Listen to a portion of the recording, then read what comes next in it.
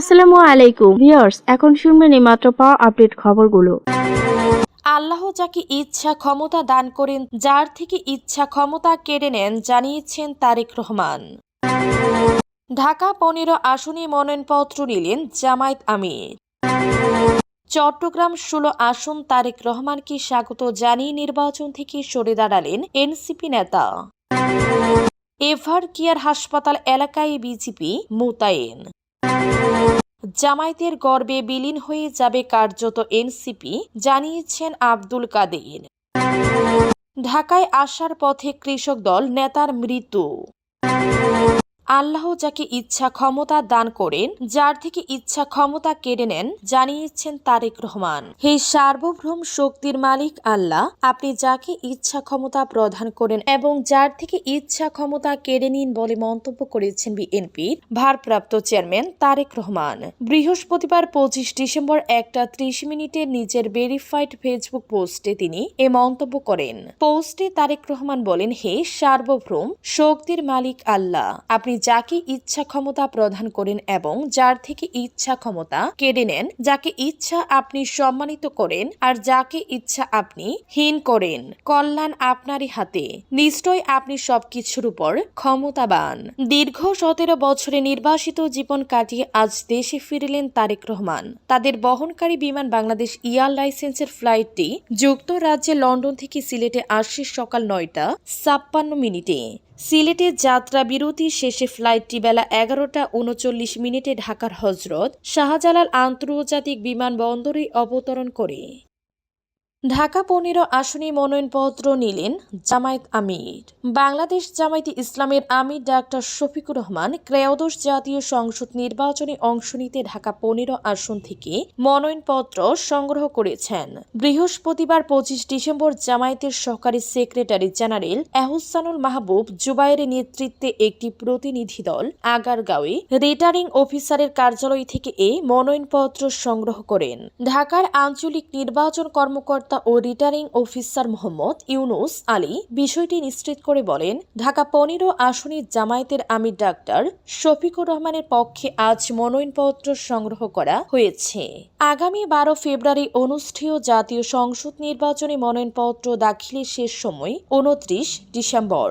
গত 11 ডিসেম্বর নির্বাচনী তফসিল ঘোষণার পর থেকে এই পর্যন্ত ঢাকা 15 আসনে বিএনপির শফিকুল ইসলাম খান মিল্টন সহ একাধিক সম্ভাব্য প্রার্থী মনোনয়নপত্র সংগ্রহ করেছেন। এদিকে একই দিনে ঢাকা 13 আসন থেকে বাংলাদেশ খেলাফত মজলিসের আমির মাওলানা মুহাম্মদ মামুনুল হক এবং জাতীয়তাবাদী গণতান্ত্রিক আন্দোলন এনডিএম এর চেয়ারম্যান ববি হাজ্জাত মনোনয়নপত্র সংগ্রহ করেছেন। তারেক রহমানকে স্বাগত জানিয়ে নির্বাচন থেকে সরে দাঁড়ালেন এনসিপি নেতা। জাতীয় নাগরিক পার্টি এনসিপি কেন্দ্রীয় যুগ্ম সদস্য সচিব ও চট্টগ্রাম মহানগরের প্রধান সমন্বয়কারী জুলাই যোদ্ধা মীর আশরাদুল হক নিজ দল থেকে পদত্যাগের ঘোষণা দিয়েছেন। একই সঙ্গে চট্টগ্রাম 16 বাঁশখালী আসনে এনসিপি থেকে তাকে যে মনোনয়ন দিয়েছিল সেটিও তিনি প্রত্যাখ্যান করে নির্বাচন না করার ঘোষণা দিয়েছেন। বৃহস্পতিবার 25 ডিসেম্বর সকাল 10টার দিকে তার ফেসবুক আইডিতে পোস্ট করে তিনি এই ঘোষণা দেন।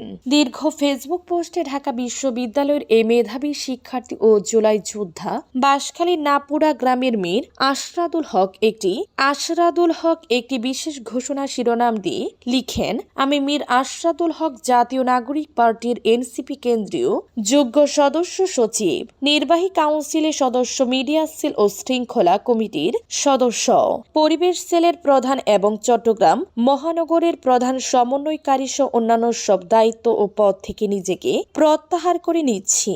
আমি এই মুহূর্তে এনসিপি থেকে পদত্যাগ করলাম। চট্টগ্রাম 16 সংসদীয় আসনে বাঁশখালী এনসিপির হয়ে আমি নির্বাচন করছি না। পোস্টে তিনি বিএনপির ভারপ্রাপ্ত চেয়ারম্যান তারেক রহমানকে স্বাগত জানিয়ে লিখেন, আজকে একটি বিশেষ দিনে এই ঘোষণাটি দিচ্ছি, যেদিন দীর্ঘ 17 বছরের নির্বাসন শেষে দেশে ফিরলেন বাংলাদেশ জাতীয়তাবাদী দল বিএনপির ভারপ্রাপ্ত চেয়ারম্যান জনাব তারেক রহমান। সুস্বাগতম। এভারকেয়ার হাসপাতাল এলাকায় বিজিপি মোতায়েন। রাজধানীর বসুন্ধরা আবাসিক এলাকায় এভারকেয়ার হাসপাতালে চিকিৎসাধীন বিএনপি চেয়ারপারসন খালেদা জিয়াকে দেখতে আসবেন তার ছেলে, দলের ভারপ্রাপ্ত চেয়ারম্যান তারেক রহমান। এই কারণে এভারকেয়ার হাসপাতালে নিরাপত্তা জোরদারে বিজিপি মোতায়েন করা হয়েছে।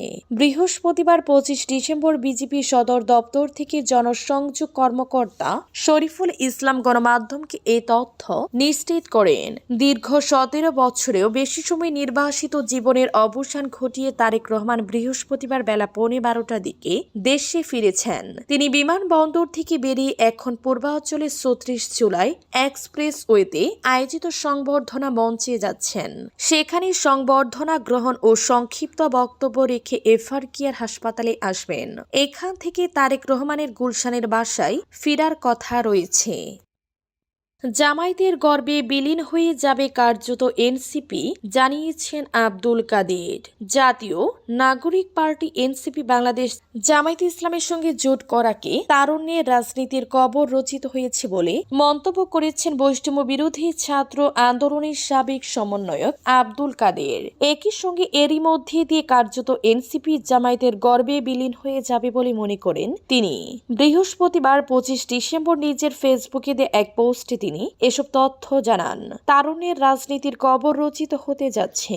এনসিপি অবশেষে জামায়াতের সাথে সরাসরি জোট বাঁধতেছে। সারা দেশে মানুষের নেতা কর্মীদের আশা আকাঙ্ক্ষাকে জলাঞ্জলি দিয়ে গুটি কয়েক নেতার স্বার্থ হাসিল করতে এমন আত্মঘাতী সিদ্ধান্ত নিয়েছে তারা। সবকিছু ঠিকঠাক থাকলে আগামীকাল এই জোটের ঘোষণা আসতে পারে। আর এরই মধ্যে দিয়ে কার্যত এনসিপি জামায়াতের গর্বে বিলীন হয়ে যাবে। জামায়াতে থেকে এনসিপি 50 আসন চেয়েছিল জানিয়ে তিনি বলেন, দর কষাকষির সর্বশেষ পর্যায়ে সেটা 30 আসনে গিয়ে চূড়ান্ত হয়েছে। জোটের শর্ত অনুযায়ী এনসিপি বাকি 270 আসনে কোনো প্রার্থী দিতে পারবে না, সেগুলিতে জামায়াতকে সহযোগিতা করবে এনসিপি। ঢাকায় আসার পথে কৃষক দল নেতার মৃত্যু।